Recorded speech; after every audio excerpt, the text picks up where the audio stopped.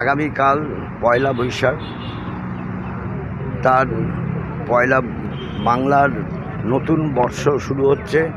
সেই অভিনন্দন জানিয়ে আর বাবা সাহেব আম্বেদকরের পূর্ণ জন্মদিনে তার আগের দিন আজকে দাঁড়িয়ে কথা বলতে পারি, সংবিধান প্রণেতা ভারতকে যেভাবে বিশ্লেষণ করেছিলেন, ভারতের সমাজ ব্যবস্থা তাকে যেভাবে পর্যালোচনা করেছেন এবং ভারতের মানুষের ঐক্য, সংহতি, সম্প্রীতির মেলবন্ধন তৈরি করার জন্য তিনি সংবিধানের যে রক্ষা কবচ তৈরি করেছিলেন, আজকে সেটা আক্রান্ত,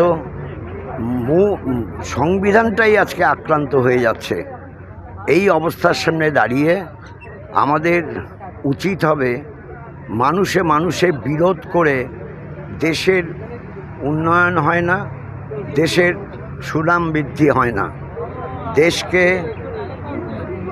বিদেশের সামনে কালিমালিপ্ত করার হাত থেকে মুক্ত করতে অবশ্যই আমাদের মানুষে মানুষে বিরোধ সৃষ্টি করার এবং বাবা সাহেব আম্বেদকরের প্রণীত এই সংবিধানে যে অধিকারগুলো সমস্ত স্তরের মানুষের জন্য বিধিবদ্ধ আছে, তাকে রক্ষা করার লড়াই সংগ্রাম অবশ্যই ঐক্যবদ্ধভাবে করতে হবে।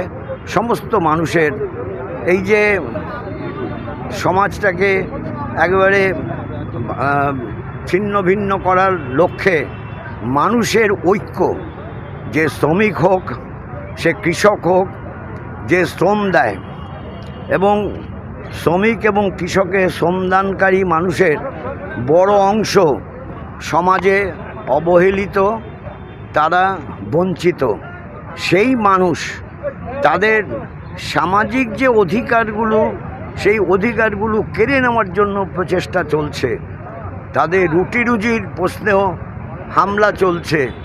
বুলডোজ যাদের করা হচ্ছে, উত্তরপ্রদেশে যাদের বুলডোজ করা হচ্ছে, তারা এই সমাজের অংশের মানুষ, নিচের থাকের মানুষ, প্রান্তিক মানুষ। স্বাভাবিকভাবেই বাবা সাহেব আম্বেদকরের তৈরি সংবিধান রক্ষার আন্দোলন একদিকে জোরদার ভিত্তিতে করতে হবে, অন্যদিকে মানুষের ঐক্য, সংহতি, সম্প্রীতির মেলবন্ধনটাকে দৃঢ় করার জন্য জাত পাত, ধর্ম, বর্ণ নির্বিশেষে করার লক্ষ্যে পথ চলাই হবে। আজকের দিনে বাবা সাহেব আম্বেদকরের মূর্তির পাদদেশে দাঁড়িয়ে আমাদের শপথ।